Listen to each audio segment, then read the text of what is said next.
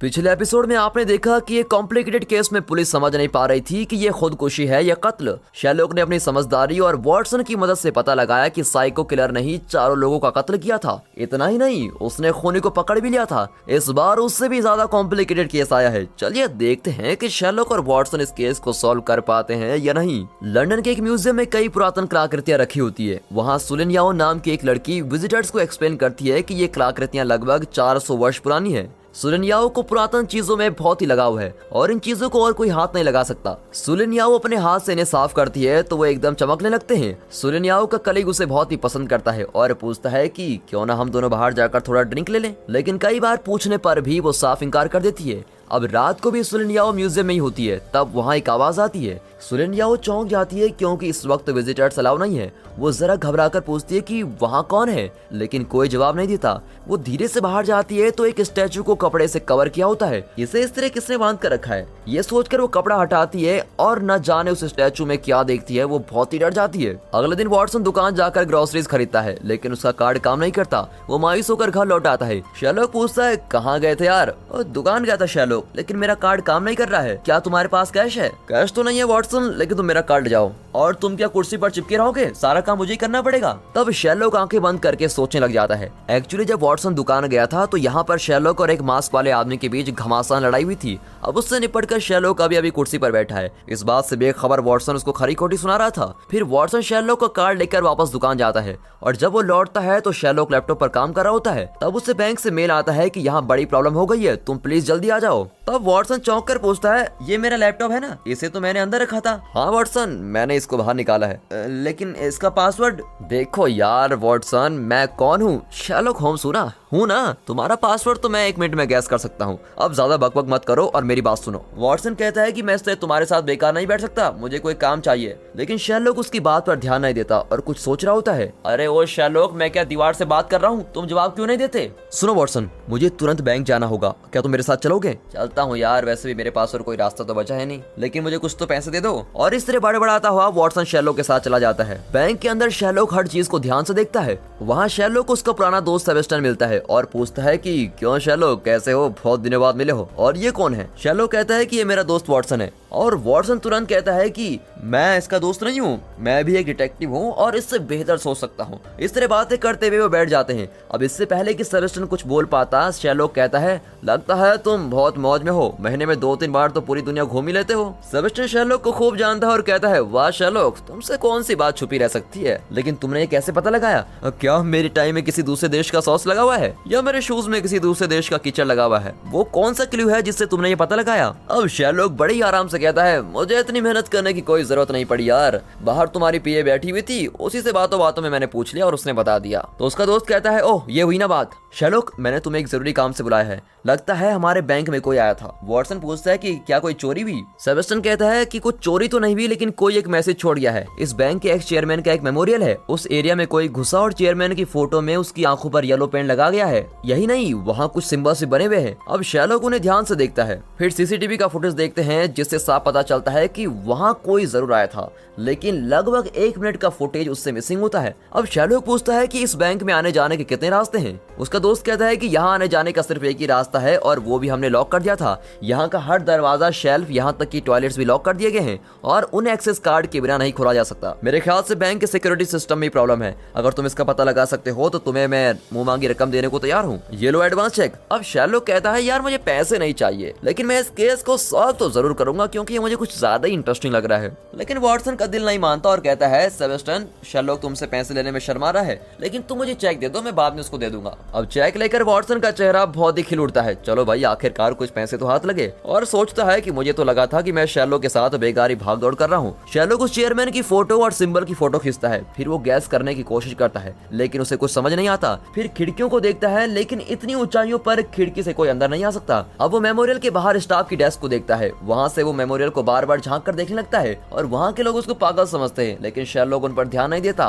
और अपना काम कर रहा होता है। अब इस तरह करते हुए वो एक डेस्क पर पहुंच जाता है जहाँ से उसको चेयरमैन की फोटो नजर आती है। तब उसे पता चलता है कि ये वैन कुन की डेस्क है जो हांगकांग डेस्क हेड है। अब शेरलॉक को एक क्लू मिल जाता है और वो बाहर आता है। वॉटसन भी उसके साथ आता है और पूछता है, शेरलॉक मुझे एक डाउट है, तुमने कैसे कहा कि सेबेस्टियन महीने में 2 बार दुनिया घूम कर आता है? मुझे पता है कि तुमने उसकी पीए से बात नहीं की थी, बता ना यार, मुझे भी तो कुछ सीखना है। शेरलॉक कहता है कि यार सेबेस्टियन के हाथ में जो घड़ी थी उसमें टाइम तो ठीक था, लेकिन डेट गलत थी। उसने 2 दिन पहले की डेट सेट कर रखी थी। मतलब ये कि वो दुनिया के कई देशों में जाता रहता है और घड़ी का टाइम तो वो बदलता है लेकिन डेट बदलना भूल जाता है। अच्छा ये तो मैं समझ गया, लेकिन महीने में 2 बार जाता है, ये कैसे पता लगाया? देखो, उसने नई ब्रेटलिंग वॉच पहनी हुई थी जो इस महीने लॉन्च हुई है और उसे खरीदने के बाद अगर उसमें 2 दिन का डिले दिख रहा है तो इसका मतलब यही हुआ कि वो महीने में 2 बार दुनिया घूम रहा है। लेकिन लगता है वॉटसन तो समझ गया, लेकिन क्या आप शेरलॉक की बात समझ गए? अब तक तो आप आधे शेरलॉक ना सही पर पाओ शेरलॉक तो बने गए होंगे। कमेंट से बताइए कि क्या शेरलॉक का गैस सही है। अब वॉटसन कहता है, लगता है इस बार तुम्हें कोई क्लू नहीं मिला। अच्छा क्यों नहीं मिला वॉटसन? मुझे मिला है, हमें अब वैन कुन नाम के आदमी से मिलना है। अच्छा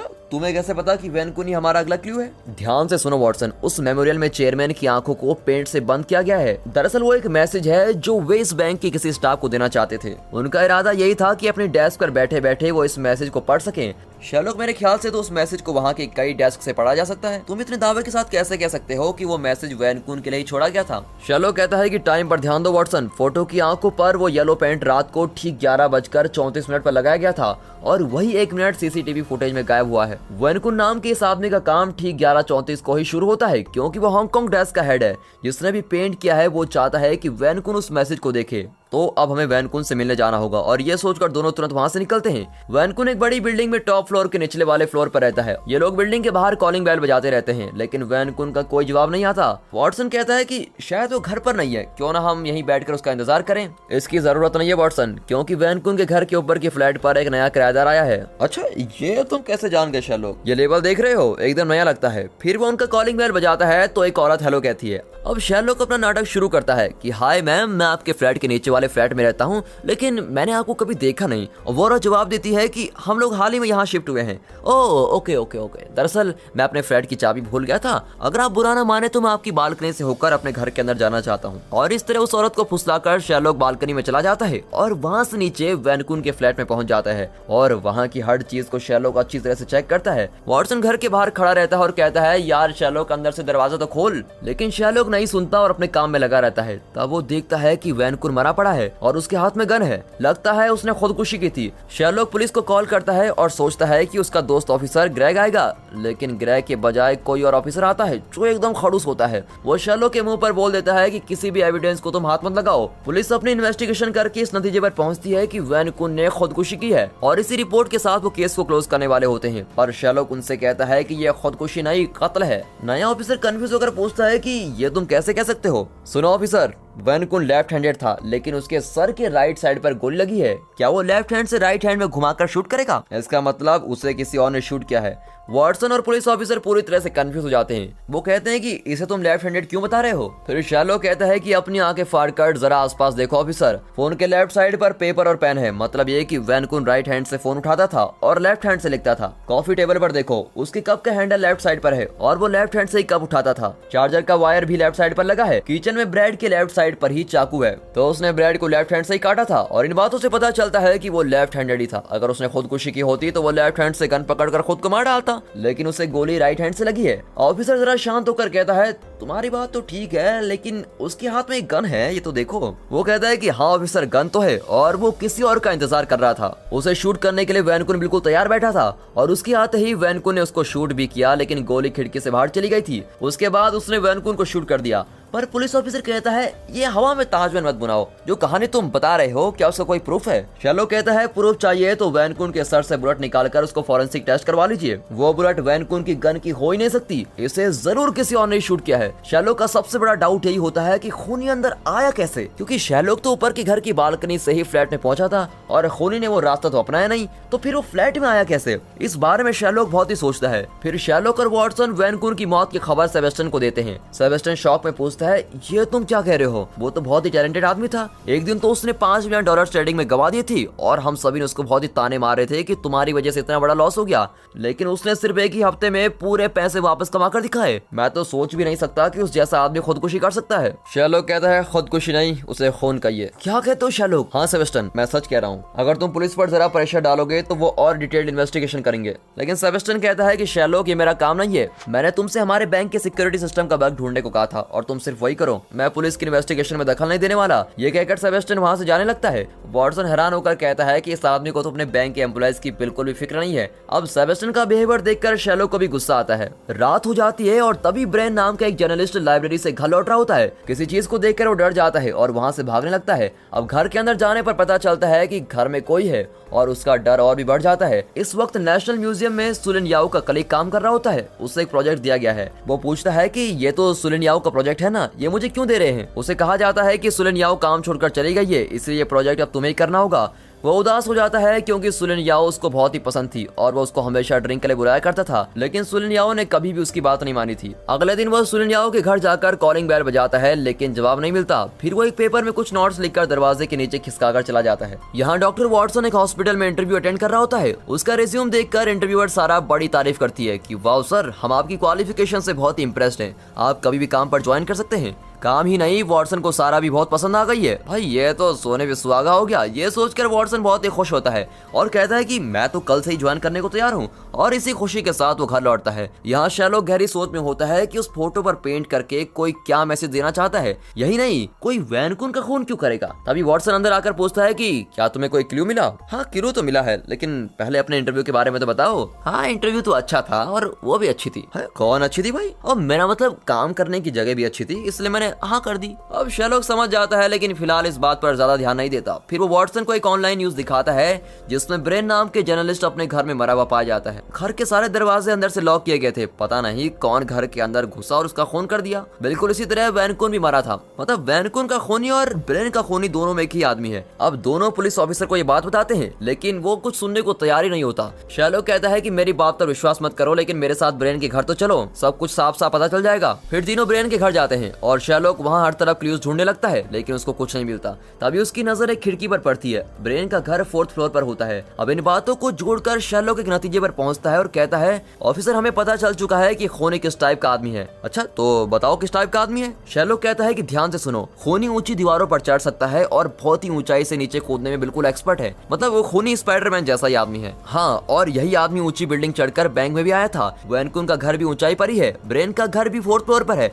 इसका मतलब यही है कि खूनी स्पाइडरमैन की तरह दीवार पर चढ़कर आया था। अब ऑफिसर कंफ्यूज हो जाता है। तब शेरलॉक वहां रखी हुई एक बुक खोलता है और उसको खोलते ही शेरलॉक को एक क्लू मिलता है। दरअसल ब्रेन कल ही लाइब्रेरी से वो बुक लाया था और घर आते ही मारा गया था। बुक में कल की डेट को देखकर शेरलॉक के बाद जान जाता है और वॉटसन को लेकर लाइब्रेरी में जाता है। लाइब्रेरी में इस बुक का शेल्फ देखने पर शेरलॉक और वॉटसन चौंक जाते हैं, क्योंकि शेल्फ पर बिल्कुल वैसा ही सिंबल बना होता है जैसा बैंक में था। अब दोनों घर लौट आते हैं। एक बात तो साफ है कि खूनी ने बैंक जाकर कुछ सिंबल्स बनाए थे और उन्हें देखकर वैनकून डरकर घर चला गया और सारे दरवाजे बंद कर दिए। लेकिन कुछ ही देर में खूनी ने वैनकून का कत्ल कर दिया और इसी तरह ब्रेन ने भी लाइब्रेरी में जो सिंबल देखे उसको डरकर घर चला गया। खूनी उसके घर जाकर पहुंचा और उसका भी खून कर दिया। वॉटसन कहता है लेकिन शेरलॉक खूनी कत्ल क्यों कर रहा है? इसका जवाब इस सिंबल में है वॉटसन, और हमें इन सिंबल को रिकॉर्ड करना होगा। अगले दिन दोनों सिंबल्स के बारे में जानने ग्राफिटी आर्टिस्ट के पास जाते हैं, जो पुलिस की नजर से बचकर बिल्डिंग्स की दीवारों पर पेंटिंग्स और सिंबल बनाता है। शेरलॉक उसे सिंबल दिखाता है तो वो अपना पेंट स्प्रे वॉटसन की ओर फेंकता है और वॉटसन उसको पकड़ लेता है। सिंबल देखकर वो कहता है शेरलॉक, ये सिंबल मैंने कहीं देखा तो है, लेकिन इसका मतलब मैं नहीं जानता, लेकिन किसी से पूछकर बता सकता हूँ। तभी अचानक वहाँ पुलिस आ जाती है। अब शेरलॉक और ग्राफिटी आर्टिस्ट वहाँ से भाग जाते हैं, लेकिन बेचारा वॉटसन हाथ में स्प्रे कैन लिए वहीं खड़ा रहता है। पुलिस ऑफिसर कहता है तो जनाब चलिए ससुराल, वहीं जाकर पेंट करना।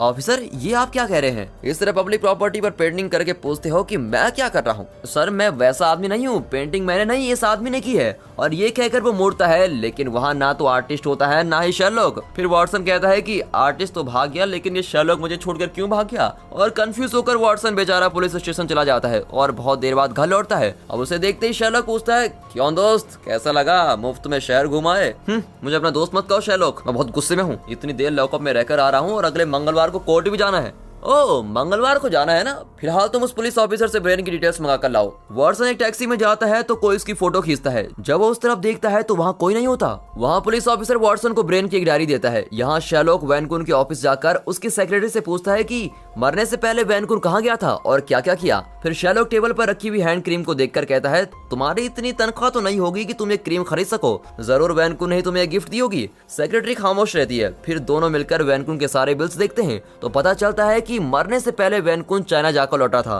फिर एक टैक्सी लेकर वो ऑफिस पहुंचा था, लेकिन एक और बिल भी होता है जिससे पता चलता है कि उसने ट्रेन में भी ट्रेवल किया था। लेकिन वैनकून ने टाउन स्टेशन टैक्सी में आकर फिर वहां से ट्रेन क्यों ली। तब शेरलॉक गैस करता है कि वैनकून टैक्सी में कोई भारी पार्सल आया था और उसे टाउन में डिलीवर करने के बाद वो ट्रेन में ऑफिस पहुंचा था। फिर उन्हें टाउन के एक रेस्टोरेंट का बिल भी मिलता है। अब शेरलॉक उस रेस्टोरेंट में जाता है और सोचने लगता है कि वैनकून यहीं आया होगा और किसी को पार्सल दिया होगा, लेकिन पार्सल में क्या रहा होगा। ये सोचते सोचते वो एक आदमी से टकराता है। अरे यार, ये तो वॉटसन है और उसके हाथ में ब्रेन की डायरी होती है। सुनो वॉटसन, वैनकून ने यहाँ किसी को एक पार्सल डिलीवर किया था और यहीं खाना भी खाया, लेकिन पता नहीं फिर वो कहाँ गया। शेरलॉक, वो उस दुकान में गया था। ये तुम्हें कैसे पता चला वॉटसन? एक्चुअली शेरलॉक, ये ब्रेन की डायरी है और वो भी उस दिन यहीं पर। इस डायरी में उसने उस दिन दुकान का एड्रेस भी लिखा है। चलो वहीं जाकर देखते हैं। फिर वे उस चाइनीज दुकान में जाते हैं जहाँ एक कप के नीचे बैंक में देखा गया सिंबल होता है। उस चाइनीज सिंबल का मतलब है नंबर 15, लेकिन पुराने चाइनीज सिंबल को बैंक में क्यों लिखा होगा? शेरलॉक कहता है सिर्फ वही नहीं, चेयरमैन की फोटो में उसकी आंखों पर जो लाइन बनाई है वो भी एक नंबर ही है और वो है नंबर 1,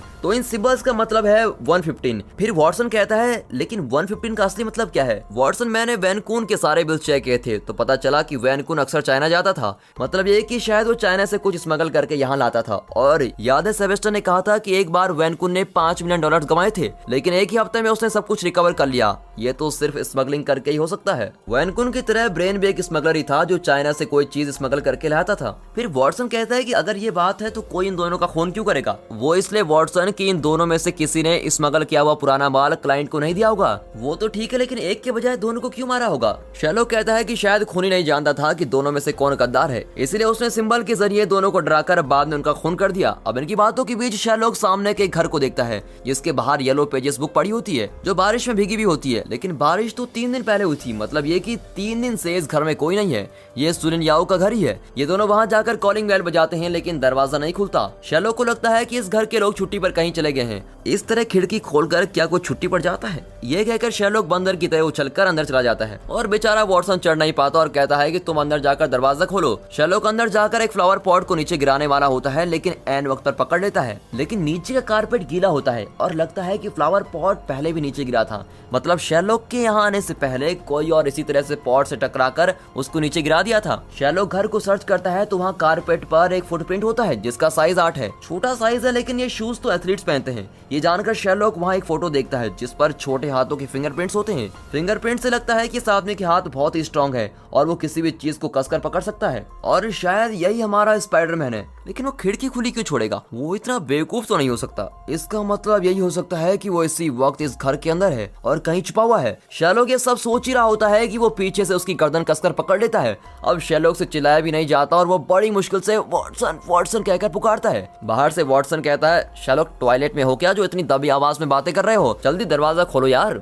अपने घर पे टॉयलेट नहीं है क्या जो यहाँ किसी और के घर में तुम घुसकर टॉयलेट कर रहे हो? शेरलॉक कहने की कोशिश करता है, वॉटसन मेरे बाप, मैं टॉयलेट में नहीं हूँ, कोई मेरा गला दबा रहा है। लेकिन बेचारे की आवाज ही नहीं निकलती। अब वॉटसन चिल्लाता है कि अगर तुमने दरवाजा नहीं खोला तो मैं दरवाजा तोड़कर अंदर आ जाऊंगा। तब जाकर वो आदमी शेरलॉक को छोड़कर वहां से भागता है। शेरलॉक अब उठकर देखता है कि उसके पास ब्लैक रोज जैसा कुछ पड़ा हुआ है। फिर वो धीरे से जाकर दरवाजा खोलता है और वॉटसन अंदर आता है। शेरलॉक कहता है कि वो इस घर लड़की को ढूंढ रहा था। अरे तुम इस तरह खांस क्यों रहे हो? कुछ समझ नहीं आ रहा, तुम्हें क्या हुआ है? शेरलॉक कहता है कि कुछ नहीं यार। ये कहकर वो नीचे से एक पेपर निकालता है। ये वही पेपर है जो सुलिन याओ के कलीग ने उसके लिए यहाँ छोड़ दिया था। पेपर खोलते ही पता चलता है कि ये म्यूजियम का पेपर है। अब दोनों म्यूजियम में जाते हैं और सुलिन याओ के कलीग से सवाल करते हैं। वो बताता है कि सुलिन याओ अचानक से नौकरी छोड़कर चली गई। यहाँ देखिए 400 साल पुराने टी पॉट्स को उसने कैसे चमका दिया है। इतनी पुरातन चीजों पर वो काम कर रही थी। शेरलॉक देखता है कि सिर्फ एक पॉट चमक रहा होता है, बाकी सब तो पुराने ही दिखते हैं। फिर वो दोनों सुलिन याओ का वर्क एरिया देखते हैं। वहाँ के स्टैचू को देखकर इन्हें बात समझ में आने लगती है क्योंकि उन स्टैचू पर भी वही चाइनीज सिंबल बना होता है जिसका मतलब 115 है। इससे साफ जाहिर होता है कि वैनकून और ब्रेन की तरह सुलिन याओ का भी खून होने वाला है, लेकिन वो किसी भी तरह खूनी से बचकर कहीं छुपी हुई है और इसीलिए खूनी उसका कत्ल करने के लिए उसके घर पहुंचा था। पर सुलिन याओ वहाँ नहीं थी। म्यूजियम के बाहर उन्हें वही ग्राफिटी आर्टिस्ट मिलता है जो उन्हें एक जगह पर लेके जाता है। वॉटसन कहता है, यार तुम दोनों उस दिन की तरह मुझे छोड़कर फिर मत भागना। भाग जाना। अब आर्टिस्ट उन्हें एक दीवार पर बनी पेंटिंग दिखाता है जिसमें बिल्कुल उसी सिंबल जैसा कुछ बना होता है। मतलब यहाँ हमें और क्लूज मिल सकते हैं। शेरलॉक और वॉटसन अलग अलग दीवारों पर चेक करते हैं। एक ट्रैक के पास बड़ी दीवार होती है जिस पर कई सिंबल्स बने होते हैं और देखते ही वॉटसन शेरलॉक को कॉल करता है लेकिन वो फोन नहीं उठाता। फिर वो सीधे जाकर शेरलॉक को उस जगह पर लेके आता है लेकिन तब तक दीवार बिल्कुल खाली होती है। गॉड प्रॉमिस यार शेरलॉक, मैंने यहीं पर सिंबल देखे थे। तब शेरलॉक वॉटसन का सर पकड़कर कहता है कंसंट्रेट करो वॉटसन, उस सिंबल को याद करने की कोशिश करो। अबे ओ शेरलॉक, मेरा सर पकड़कर तुम ये क्या कर रहे हो? ध्यान से सुनो वॉटसन, इंसान के दिमाग की एक्यूरेसी सिर्फ 62% होती है। तुम्हें जो भी याद है मुझे बताओ। मुझे तो सारे सिंबल याद है। शेरलॉक कहता है कि सारे सिंबल कैसे याद हो सकते हैं वॉटसन? यार शेरलॉक तुम कितने भोले हो, दीवार को देखकर मैंने उन सिंबल्स की फोटो ले ली थी, ये देखो। और मोबाइल पर फोटो देखकर शेरलॉक की बोलती बंद हो जाती है। फिर घर लौटकर दोनों उन सिंबल को डिकोड करते हैं और उन्हें कई नंबर्स भी मिलते हैं, लेकिन इन नंबर का मतलब क्या है और मैसेज क्या है वो सब तो सुलेन याओ ही हमें बता सकती है। सुलेन याओ के बारे में जानने के लिए वे फिर म्यूजियम जाते हैं। अब शेरलॉक देखता है कि कल एक ही पॉट चमक रहा था लेकिन आज वहाँ के 2 पुराने पॉट चमक रहे हैं। मतलब कि सुलेन याओ यहीं कहीं छुपी हुई है। देर रात को सुलेन याओ बाहर आकर पुराने पॉट्स पर काम करना शुरू करती है। अब शेरलॉक भी वहीं होता है और पूछता है सुलेन याओ यहाँ चल क्या रहा है, प्लीज हमें सब कुछ बताओ। सुलेन याओ बताती है कि द ब्लैक लोटस नाम का एक चाइनीज कल्ट ग्रुप है जिसमें मैं भी मेंबर हुआ करती थी और हमने बहुत सारे बुरे काम किए हैं, लेकिन मैं वो सब छोड़कर यहाँ लंदन में आ गई और मैं यहाँ पर नौकरी भी करने लग गई। लेकिन सुलेन याओ यहाँ 2 लोग मारे गए हैं और दोनों के घर में सारे दरवाजे बंद थे। कोई ऊंची दीवार चढ़कर खिड़की से इनके घर में आया और दोनों को मार डाला। क्या तुम उस कातिल के बारे में कुछ जानती हो? सुलेन याओ बताती है कि वो मेरा भाई है और उसका नाम स्पाइडर है। वो कहीं भी चढ़ सकता है और कुछ भी कर सकता है, कोई उसे ट्रेस भी नहीं कर सकता। वो पूछता है कि उन दोनों ने उसका खून क्यों किया। वो बताती है कि एक्चुअली एक स्मगलर कोई कीमती चीज यहाँ स्मगल करके लाया था लेकिन उसने ब्लैक लोटस को इस बारे में नहीं बताया और ब्लैक लोटस ग्रुप ये नहीं जानता कि ये काम किसी स्मगलर ने किया, इसलिए वे एक-एक करके सारे स्मगलर्स को मार रहे हैं। अब इस काम के लिए मेरा भाई मुझसे मदद मांगने आया था लेकिन मैंने साफ मना कर दिया, फिर भी वे मुझे नहीं छोड़ने वाले, इसलिए मैं म्यूजियम में छिपी हुई हूँ। ब्लैक लोटस ग्रुप की चीफ का नाम शॉन है और मेरा भाई स्पाइडर उसका खूब कहना मानता है। तब वो कहता है कि सुलेन याओ इन फोटोज को देखकर बताओ कि इन नंबर्स का क्या मतलब है। वो कहती है कि इन नंबर्स को तो सभी स्मगलर डिकोड कर सकते हैं क्योंकि हर स्मगलर के पास एक बुक होती है जिसकी मदद से सभी इसको डिकोड कर सकते हैं। और इतना ही नहीं, हर स्मगलर के पास में एक तरह का टैटू बना होता है। और ये कहकर सुलेन याओ नंबर्स को डिकोड करने वाली होती है कि वहाँ एक आवाज आती है। सुलेन याओ शॉक हो जाती है क्योंकि स्पाइडर वहाँ आ चुका था। शेरलॉक और वॉटसन स्पाइडर को रोकने की कोशिश करते हैं पर वो उसके हाथ नहीं लगता और सुलेन याओ का कत्ल करके चला जाता है। अब दोनों पुलिस ऑफिसर के पास जाकर कहते हैं कि सुलेन याओ भी मर चुकी है। अब उन नंबर्स को डिकोड कौन करेगा? वो पुलिस को कहते हैं कि हम लोग पुलिस का काम कर रहे हैं और तुम पुलिस होकर कुछ नहीं कर रहे हो। क्या तुम्हें पता है कि वैन कुन और ब्रेन दोनों स्मगलर्स हैं और वे ब्लैक लोटस नाम के चाइनीज कल्ट ग्रुप से बिलोंग करते हैं। पुलिस चिढ़कर कहता है कि अपनी बात को प्रूव करके दिखाओ। अपनी बात को प्रूव करने के लिए शेरलॉक मुर्दा घर में काम करने वाली मॉली नाम की औरत से मिलता है। है मॉली, तुम ही वैनकुन और ब्रेन की लाशों की जांच करने वाली हो ना? हाँ, वो दोनों मेरी लिस्ट में है, लेकिन तुम्हें क्या चाहिए? प्लीज मुझे उन दोनों की लाशें दिखाओ। सॉरी शेरलॉक, मैं ऐसा नहीं कर सकती। कोई बात नहीं मॉली, पर तुम्हारे इस नए हेयर स्टाइल में तुम बहुत सुंदर दिखती हो। और ये सुनकर मॉली उस तरफ मुड़कर शर्मा रही होती है। शेरलॉक के मुंह से तारीफ सुनकर वो खुश हो जाती है और दोनों लाशें बाहर निकालती है। मॉली मुंह दिखाए की कोई जरूरत नहीं, हमें सिर्फ उनके पैर देखने हैं। दोनों लाशों के पैर पर स्मगलर्स का सिंबल होता है। पुलिस ऑफिसर को विश्वास हो जाता है और कहता है तुम सच कह रहे थे शेरलॉक, अब हमें क्या करना चाहिए? वो कहता है मुझे इन दोनों के घर में रखे हुए सारी बुक चाहिए। सुलेन याओ ने कहा था कि सभी स्मगलर्स के पास नंबर को डिकोड करने की बुक होती है। अब ऑफिसर्स दोनों के घर से सारी बुक्स लाकर शेरलॉक को देते हैं। फिर वो सुलेन याओ के डेस्क से कुछ पेपर्स भी शेरलॉक को देता है। अब दोनों रात भर सारी किताबें चेक करते हैं। कोड नंबर्स के अनुसार वे कुछ किताबें चुनते हैं और अगले कोड नंबर से पेज नंबर सेलेक्ट करके फिर उस पेज के शब्दों को किसी ऑर्डर में जोड़ने की कोशिश करते हैं। और इस तरह वे रात भर कई कॉम्बिनेशन में मैसेज को डिकोड करने की कोशिश करते हैं,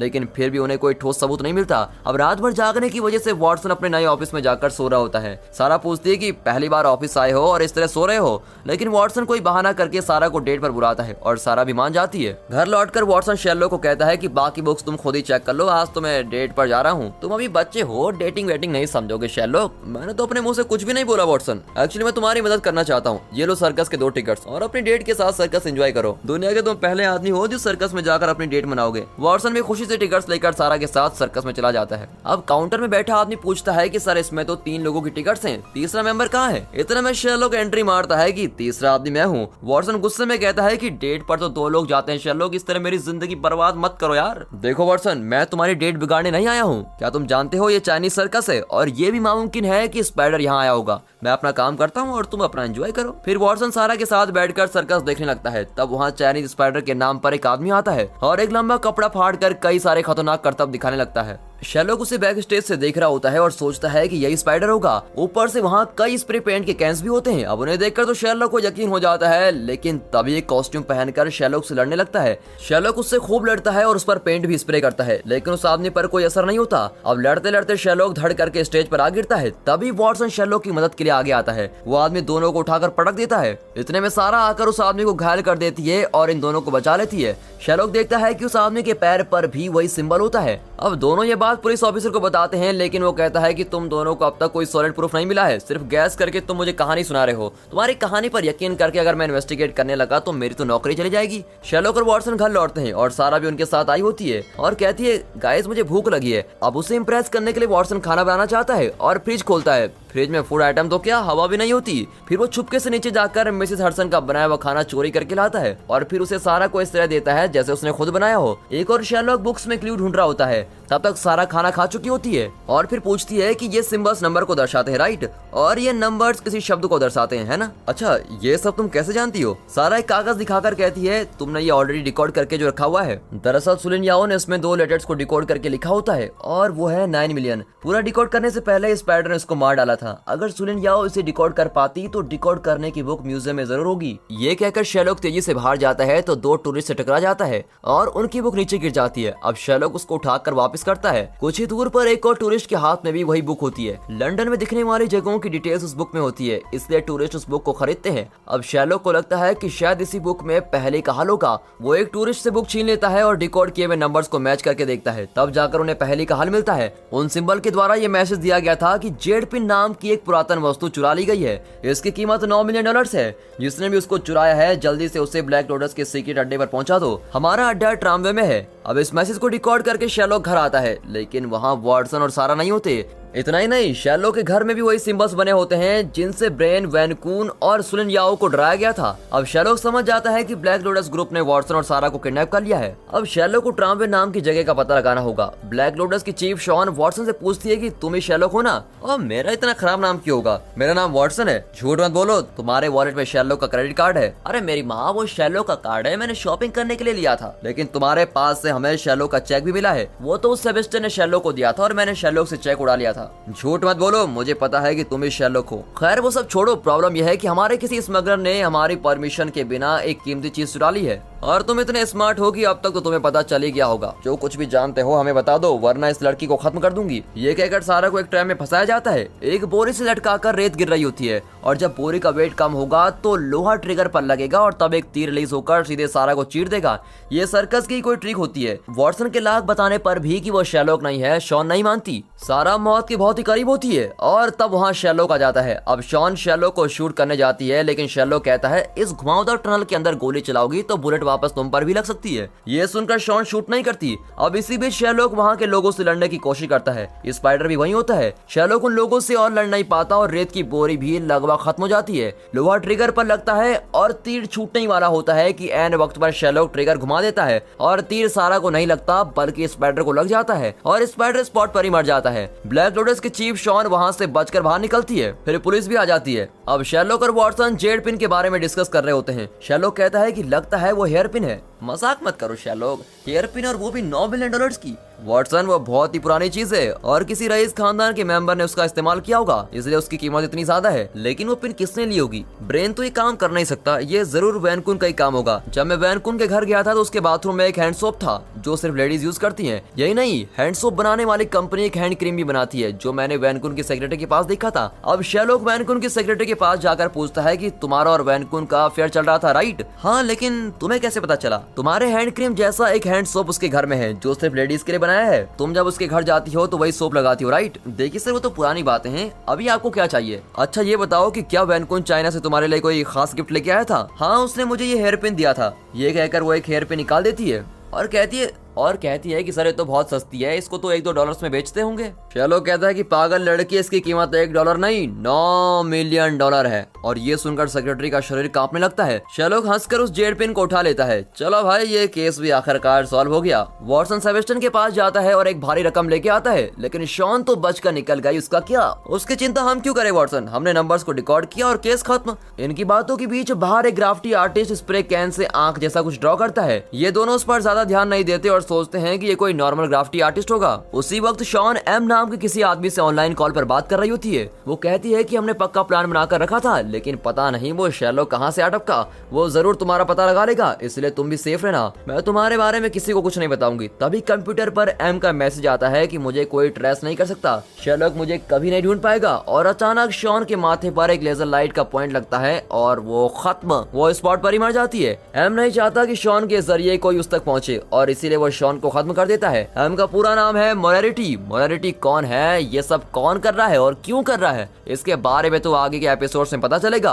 और इसी एक्सपेक्टेशन के साथ दोस्तों ये एपिसोड यहाँ पर खत्म होता है। अगले एपिसोड का केस और भी ज्यादा इंटरेस्टिंग होगा, इसलिए उसको जरूर देखिए। दोस्तों इसके अगले पार्ट का लिंक हमने डिस्क्रिप्शन में दे दिया है और आपको स्क्रीन पर भी डिस्प्ले हो रहा होगा, तो जाइए और एंजॉय करिए। And finally thanks for watching.